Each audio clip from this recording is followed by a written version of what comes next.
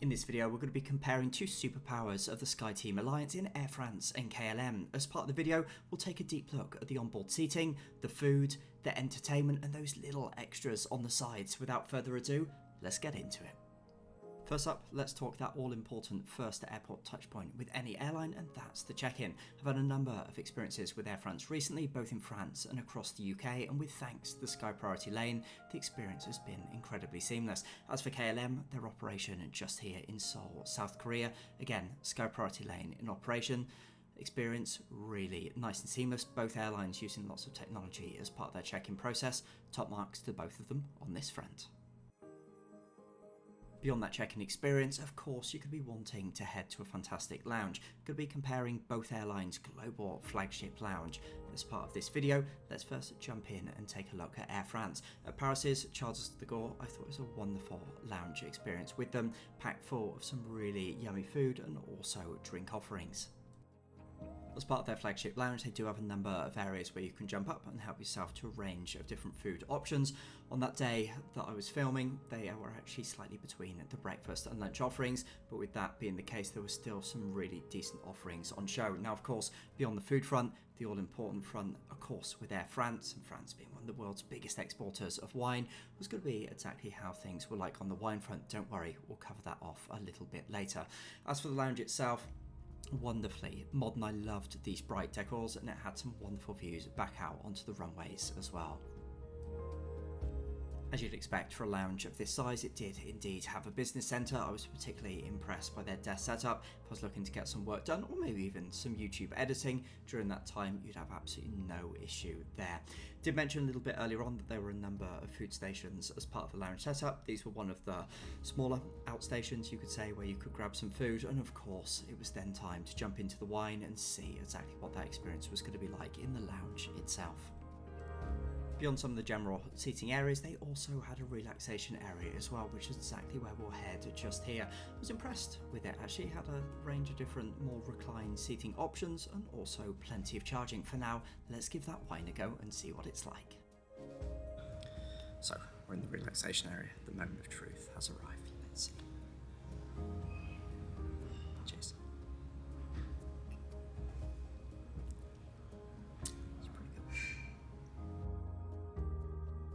And last but not least, shower facilities were also an option. A pretty decent start for Air France. Let's see how KLM now do on the lounge front.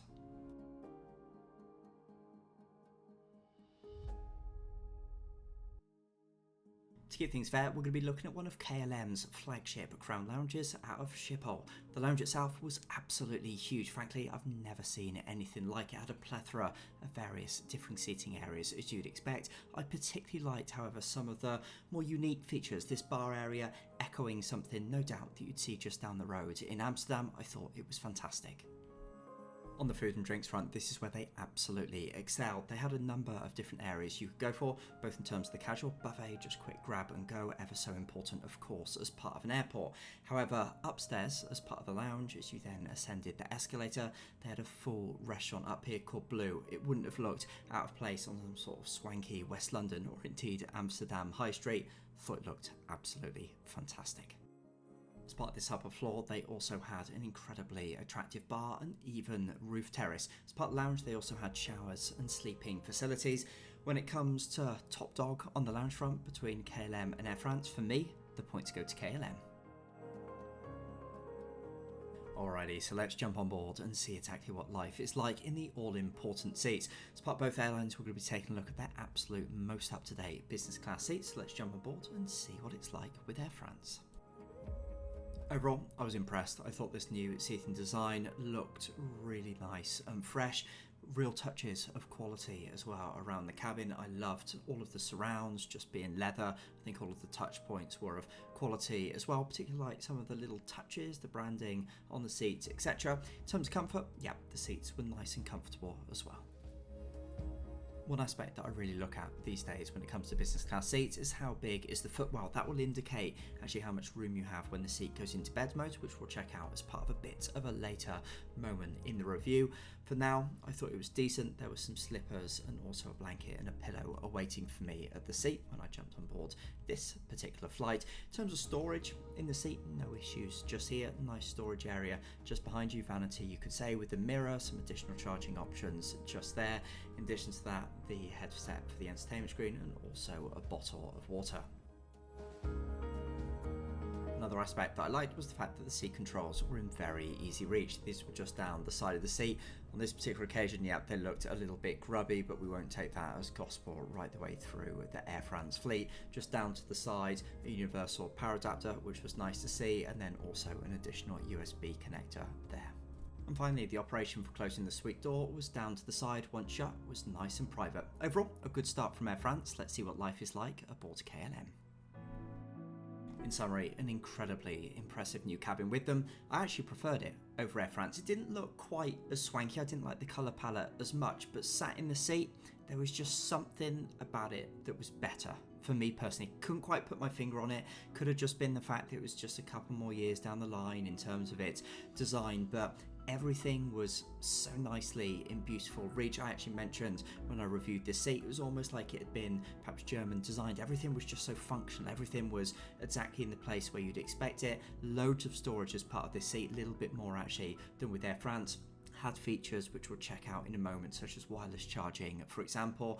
Loads of charging also within easy reach, and absolutely loved both the table design, which we'll see later, and also those seat controls. I think it's fair to say that the footwells as part of the KLM seat were even bigger than with Air France, and that reflected even better when the seat eventually went into bed mode. Again, we'll touch on that a little bit later on. There's that wireless charging in operation. Also up to the side was some lighting and the controls for their entertainment system. It was the feel and function of everything that made everything that little bit more special when it came to this seat's design. Little features such as the in-seat massage made that glass of bubbly before the takeoff on this particular experience all the more special. For me personally, KLM is ahead of Air France when it comes to the seat design. Next up, let's broach the all-important topic of entertainment when it comes to flying on the 777 with either airline. You're going to be on it typically for quite some time. Kicking off here with Air France, wonderfully modern entertainment screens, very fast indeed to respond. I quite like their little handheld device, was almost similar to operating, you could say, a Lexus car with the touchpad. I really liked also the world mapping feature and even the Bluetooth function for headsets. Just like KLM, Air France had a nice high quality headset design as well. And finally, let's talk Wi-Fi. Now, ironically here, there's actually nothing to compare because both organisations are so closely linked. They both share exactly the same packages and indeed pricing when it comes to the Wi-Fi. Thankfully, messaging is completely free throughout the duration of the flight. There's also a nice mapping feature as part of the setup. For now, let's jump on over to KLM and see what entertainment is like with them. Just like Air France, a wonderfully modern touchscreen. I particularly liked with KLM the little feature running there across the top of the screen so you could see the intermission of the various different services. I've never seen that with an airline before, and I thought it was a nice touch. In terms of the screen itself, can either be operated just using the little device where you had a mini screen available, or indeed through the touchscreen itself. Nice high quality pair of headphones as well. So for me, when it comes to entertainment, both about as strong as each other. Next up, let's talk Amenity kits from Air France. I thought it was a wonderfully modern looking bag and something you'd take away as you jumped off the flight. In terms of its contents, to be honest, when it comes to long haul business class, not great. Everything looked, I don't know, a little bit perhaps clinical, you could say. Didn't have a huge amount of particularly luxurious goods within it. I think Air France could do a little bit better on this front. So when it comes to KLM, things here were very different. The design of the bag was wonderfully unique, particularly like the gold zipper across the top. In terms of the contents, about the same, I would say, as Air France, but where KLM steal the show is with their beautiful little houses that are given out at the end of each flight. Those fit nicely within the Amenity kit and together provide something really nice to take off the flight. For me, KLM ahead on this front. Next up, let's cover off bathrooms very quickly. Here, for me, the points go to Air France. There's far more of them as part of their 777 design. I also like the fact that some of them were slightly oversized, making changing that much easier on board. They had a couple of nice little lotions and potions, so very good from them on this front. In terms of KLM, very standard in terms of bathrooms. I felt as though their 777 cabin just didn't have enough of them for the business class, whilst they were garnished indeed with some nice little lotions and potions and also a decent wall design. For me, Air France are ahead on this front.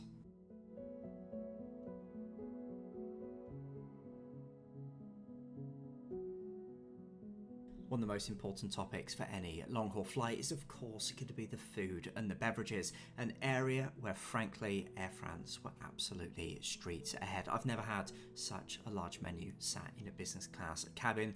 I felt as though, right from the start, it was something that they were pouring their absolute heart and soul into.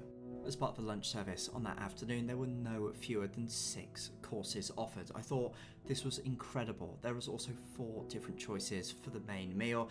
That is not something that I've seen outside of a first class cabin ever, and they get top marks on this front.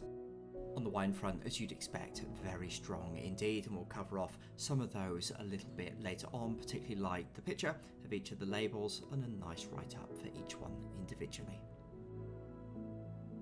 Now, whilst they won't be winning any awards for the table design itself, ultimately this is something that gets covered by a tablecloth, so no need to having this particularly fancy, just needs to be firm throughout the dining experience. They started off with an appetizer in terms of the lunch service. Really like the little details on the spoon as well. It's important to never miss those, I think, when judging 2 airlines side by side. They also had these little crepes things which were a little bit unique. The lobster for the starter that I had that afternoon was absolutely fantastic. They also had a constant flow of fresh baguettes going around the cabin. I've never seen so many cabin crew in a business class cabin or constantly serving. Frankly, it was like being at some super high-end restaurant. A really wonderful start from them on the food front. The flight I'm using footage from was actually through to Korea. They had a little nod to some more of the Eastern cuisine with this mid-course. It was a miso soup. Presentation, of course, could have been loads better, but the taste was wonderful. It was then on to the chicken, just here to give you an idea for the main course, all absolutely superb. Now, of course, we're not going to do an Air France comparison without tasting the wine. It was a Bordeaux, nicely aged one that I went for, and I have to say, top marks on this front. You'd expect that from Air France, but they absolutely delivered. This paired nicely with a cheese course that followed, and then eventually a dessert which came after that. It really was absolutely wonderful from them.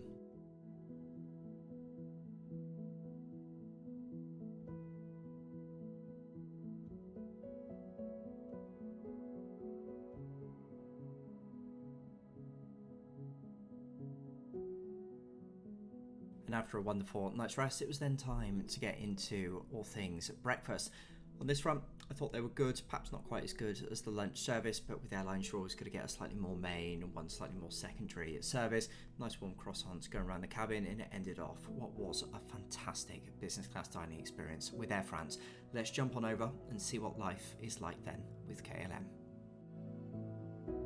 Now, in terms of the start with KLM, they were off to a pretty decent start. They did have separate menus for the various different beverages and then also food options, quite like the theming of the menu itself, really contrasting both a late night main meal option and then also a breakfast as part of the comparison, so fairly nicely aligned with Air France. On the drinks front, they also had champagne and a range of different wine options, all in a separate menu.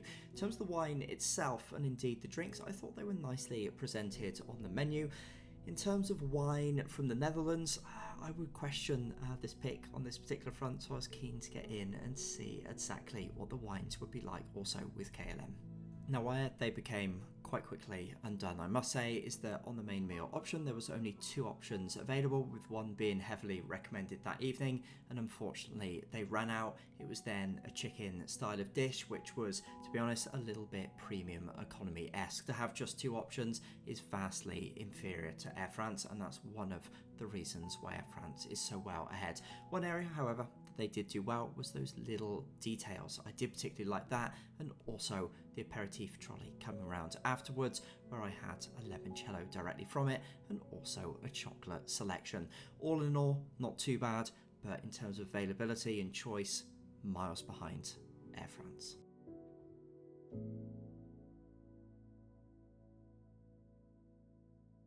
On the breakfast front, they were broadly comparable to Air France. Loved the presentation, I must say, but all in all, when it comes to catering, you would fully expect Air France to win in a head-to-head, but compared to KLM, they were quite considerably ahead. Service on both airlines was fantastic though, I would say.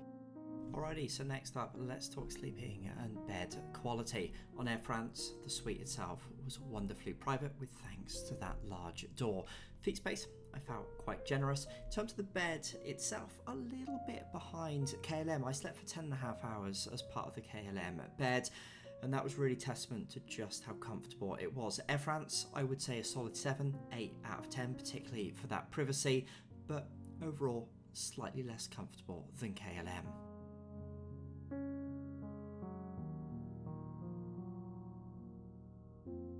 Finally, one aspect that did help as part of the bed design is that when the seat was fully suppressed, you were then surrounded by that full leather headboard. I thought this was such a lovely touch.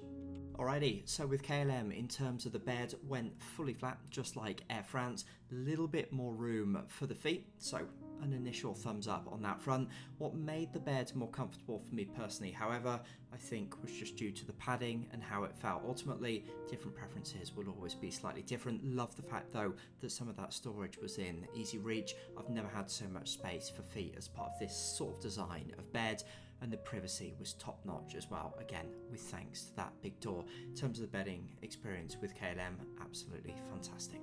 Just before I give my final thoughts in terms of who I would fly with next, all things being even, if this is your first time watching the channel, I'd love to have you subscribed. I've got so many similar videos on the channel, so do hit that subscribe button and jump on board.